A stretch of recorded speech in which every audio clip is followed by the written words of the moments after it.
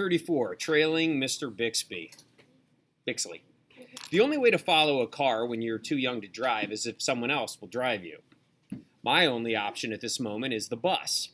I'm too far from the zoo parking lot to make it to the stop in time, so I run away from the zoo farther down the street toward the intersection. I remember seeing another bus stop there when I rode with Fisher to the ball field. I'm almost to the intersection, but not close enough to reach the bus stop in time when the squeal and sigh of the bus brakes announce its approach behind me. I shift the albums to one arm and wave my other arm at the driver. It doesn't look like he's slowing down at all. I wave my arm as hard as I can and I yell, "Stop!" But the wind gusts and snatches my voice. I can't even hear it coming out of my mouth. The bus is my ship off the island. I have to catch it. I wave and yell again. The bus driver sees me this time, and he turns on his flashers and pulls over to the curb. The door squeaks open, and the driver calls out to me. "You getting on?" "Yes," I pant. "Thank you for stopping." I clamber up the steps like I've forgotten how to walk and dig into my pocket for money to pay the fare. "Is this bus going that way?" I point to the right, the direction Mr. Bixley's bright blue car turned at the intersection.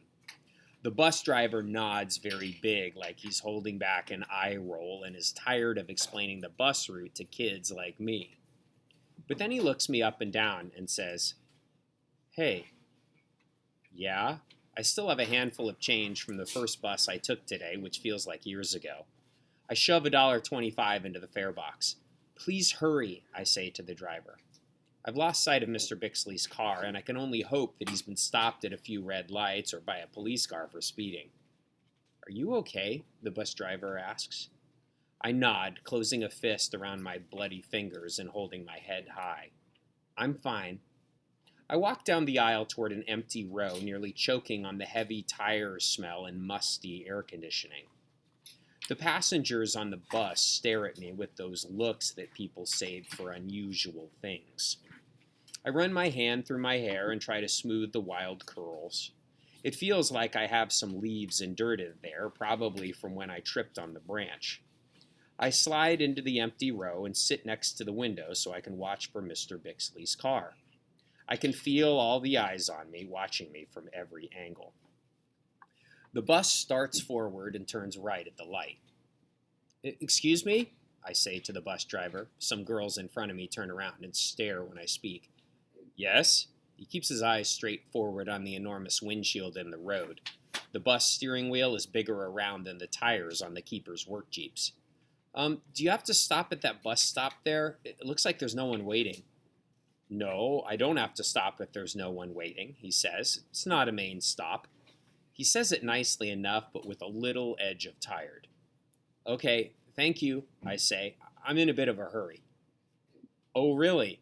the driver asks, and I can see part of his face in the mirror above his head, and this time he does roll his eyes.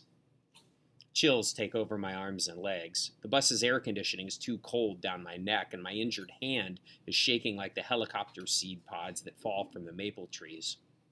I hold my shaking hand in my lap with my other hand, trying to calm the injured trembling as I watch out the giant windshield looking for the zoo manager car.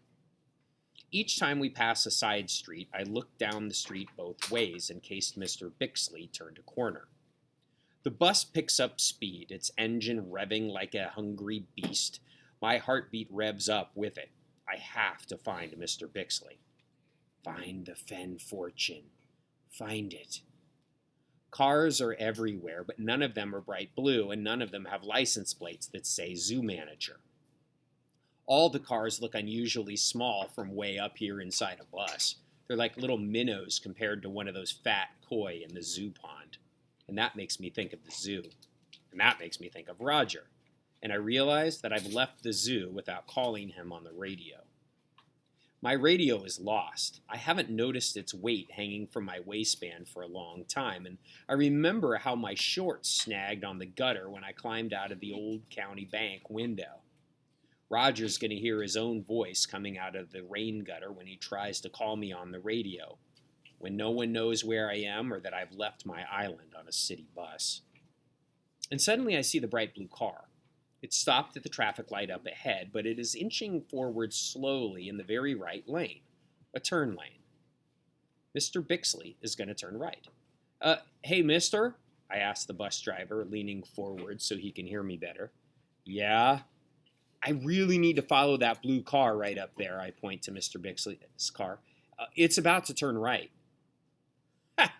The bus driver laughs and then stops himself. Look, this isn't a police stakeout. I can't just follow a car because you say so.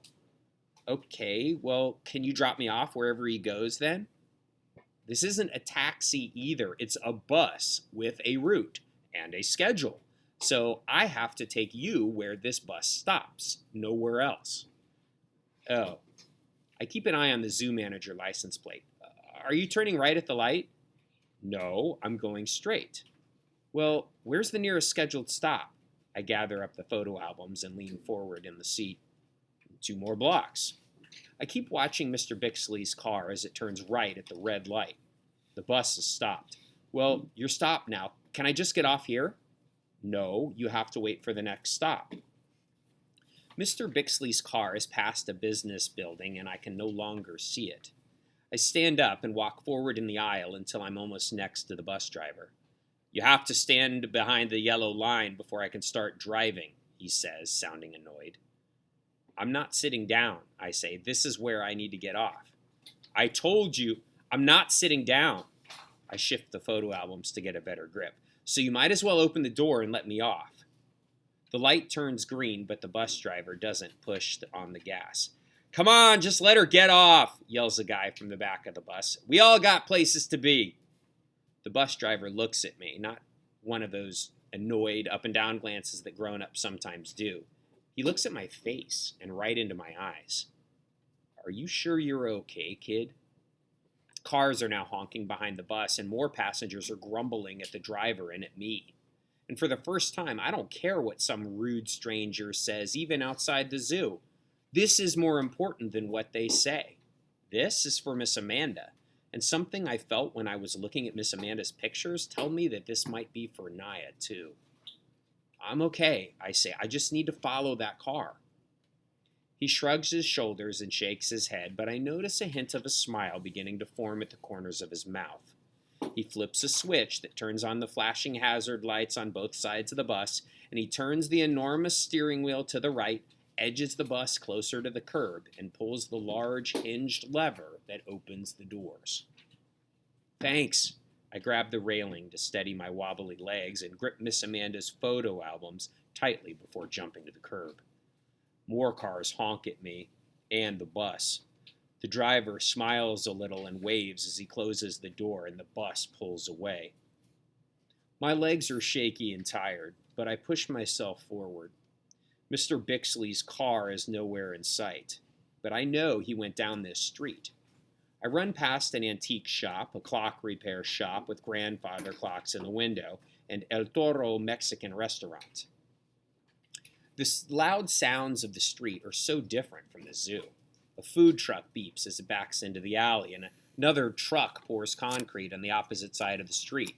Construction workers yell to be heard over the noise. My leg muscles burn with exhaustion, and suddenly I realize what I've done. I've left the zoo, alone, and I've left the bus, and I have no radio. But I'm not turning around. My aching legs are firmly pounding the pavement and going where I want them to go. Find the Fen fortune. Find it. I chant the words in my head with my running rhythm. The next few buildings are an insurance office and a boutique. The radio plays loudly through the open door of the boutique, and large industrial fans blow air through the windows. The air conditioning must be broken. Those fans aren't going to help much in this humid heat. I can't keep running. My legs don't even feel solid anymore, and I slow to a walk, which becomes a shuffle, and I think I've lost Mr. Bixley and my chance to find out what he's up to. Every building has either a driveway or a parking lot in back. I look for the bright blue zoo manager car in every single one, but no luck. Suddenly, someone gasping behind me taps me on the shoulder, and I wheel around. It's Fisher. Heat flush in his cheeks and sweat dripping down his forehead. Lex, he says between breaths, I've been calling your name for 2 blocks. You've been behind me this whole time? How? Fisher rests his hands on his knees, catching his breath. I saw you on the sidewalk by the woods. Wait, really? Yeah, I was coming back from Sebastian's birthday party. You were on that bus on the way back to the zoo. Fisher nods and wipes his forehead with the back of his arm. Man, I need a drink. You don't have any water on you, do you? He looks at my hands, which are holding Miss Amanda's photo albums, and then his eyes widen as he notices the rest of me. Lex, what happened to you? Your leg is bleeding and your hair. He stops, clearly embarrassed that there's no good way to finish that sentence. I know. I run my hand over my hair real quick to try to smooth it. I've never cared how I look in front of Fisher, but right now I care a little. It's a weird feeling.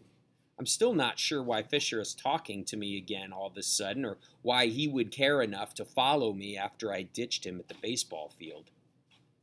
Are you okay? He asks. What are you doing all the way out here by yourself? I'm okay. I stick my leg out and turn it sideways to examine the streaks of dried blood. This is from a nasty stick in the woods, and I hold out my scraped fingers. And this is from climbing out of Miss Amanda's trailer window with these. And I show him the albums. They're full of pictures from her circus life, her memories. Stupid Bixley had her trailer towed away. Bixley did that? Today? I nod. Wow. And I figured out that Miss Amanda hid the fortune in a box inside the old passenger train car and that Roger found it. And then I overheard Roger talking to Mr. Bixley, and I think Mr. Bixley may have taken the treasure.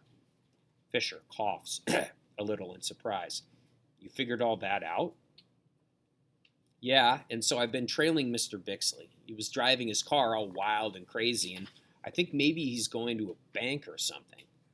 You mean with the treasure? Well, I don't know exactly, but I think he has it, so I followed him. I let out a sigh, but I couldn't run fast enough, and I lost him. You want to go help me look? Of course, Fisher says, and things finally feel like they were between us before all the gift shop trouble and the baseball misunderstanding and the extra chores. I still have some fixing to do, though, I think. Are you going to be in trouble for being out like this? I ask. Does your mom or dad know where you are? Fisher shrugs. Does Roger? No, I dropped my radio when I climbed out the window at the old county bank. You what? Fisher's enthusiastic responses to everything I say are sending little sprays of spit. I make a face at him and wipe my cheek. Yeah, after I heard Mr. Bixley say he was getting rid of Miss Amanda's things. Oh, Fisher looks like he wishes he hadn't missed out on all this. A car door slams and I turn to look. It's a white convertible leaving the insurance office. Mr. Bixley's car is blue and it has personalized license plates, I say. Zoo manager, Fisher says. Yes, well, the last time I saw him, he turned down this street, and I checked all those businesses back there, and I checked the alleys, and I guess maybe we should keep heading this way. Fisher and I walk past a few old houses where people seem to be living in the middle of all these businesses, and I realize that this part of town seems old. And that means the EF5 tornado probably didn't hit this side of town. Well, maybe we could ask someone for a drink, Fisher says, looking at the houses as we walk past. Fisher, if we find Mr. Bixley, I'll buy you frozen lemonades for life. I'll hold you to that, Fisher says. By the way, how did you follow me here? I ask. There couldn't have been another bus that fast. Fisher takes a few steps up one of the driveways and looks in the back. He shakes his head to tell me that there's no blue car back there. Well, when I saw you come out of the woods near the road, I thought maybe you needed help. So I caught up with that guy, Corey, from the gift shop as he was getting in his car to go home, and I asked him to drive me down the road to find you. We saw you get on the bus, and I convinced Corey to follow it. Oh, that was pretty clever. Thanks. And when you got off the bus, Corey's car was held up in traffic, so I got out of his car and followed you. I kept calling your name, but you didn't hear me. Those trucks were too loud. Well, thanks for chasing me while I was chasing Mr. Bixley, I say. It's nice to have you here. The next building is an old home converted into a cupcake bakery. The vanilla sugar smell reaches all the way to the sidewalk. Fisher notices a parking area behind the building, so we follow the driveway to the back. Fisher? Yeah? I'm sorry again for leaving you at the ball field and for getting you in trouble before. I know, and you didn't get me in trouble. You didn't get me in trouble when we used to go to school together either. You got to give me more credit. I get in trouble all on my own. And he smiles and nods like that's an accomplishment. I worried about that. I didn't know you knew. Yeah, I thought the wind has taught you to worry. You shouldn't let it do that. Oh, I say. Well, if it makes you feel any better, the wind and I are not on speaking terms at the moment. The clouds overhead have darkened the air so that it feels more like nighttime than afternoon. I need to keep an eye on that. Although I haven't missed it that much, the wind has been too quiet. You'd think that after years of having it constantly with me, I'd appreciate the silence, but the wind can change in a flash, and I'm worried that it might be up to something. Fisher and I reach the end of the long, thin driveway between the bakery and auto supply. I doubt this is where Mr. Bixley was headed in such a hurry, and if he was, it doesn't seem likely to have anything to do with the Fenn fortune, but we check just to be sure. 5 cars are parked on a small concrete pad at the back of the bakery, but the zoo manager car isn't one of them. Just as I'm about to turn around, I notice an exit driveway out of the parking area. The exit driveway connects with the parking lot of another business on the next street. A sliver of blue pokes out from behind another car. Fisher, look! I run down the connecting driveway and my breath catches. Zoo manager. Fisher cups his hands around his eyes and peers into Mr. Bixley's car windows. Nothing in here but some old newspapers and soda cans, Fisher says. The back door of the building where Mr. Bixley's car is parked has a small window in it. Over there, I whisper. I listen near the porch first to make sure it doesn't sound like someone is about to come out the door. When it seems that all is quiet except my raging heartbeat, I climb the concrete steps and peek in the window. It's the back room of the store. Both sides are lined with work counters and shelves, and straight ahead a guy stands at a counter with his back to me. Frank Bixley is on the other side of the counter talking to the guy, but he's facing the door and the window where I've made myself incredibly visible. I duck down fast. What is it? Fisher whispers, joining me on the porch. He's in there, facing this window, and I motion that Fisher should get down, and he does. I'm not sure what this place is. It looks like a workshop. There's a bunch of small metal tools on the counters. Did you see what he's doing? No, not yet. I don't know if he saw me out here.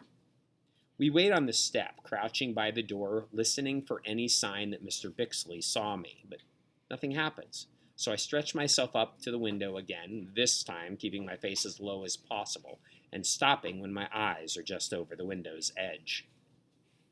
The man at the counter has moved away from Mr. Bixley. He brings something over to one of the work counters, and he sets it down. His arm is in the way, so I can't see what it is. He reaches across his work table for the tools on the shelf above. When he selects a tool and brings it up to his eye level to examine it, I can see what he's placed on the table. It's an old metal box, and it has initials AF on top.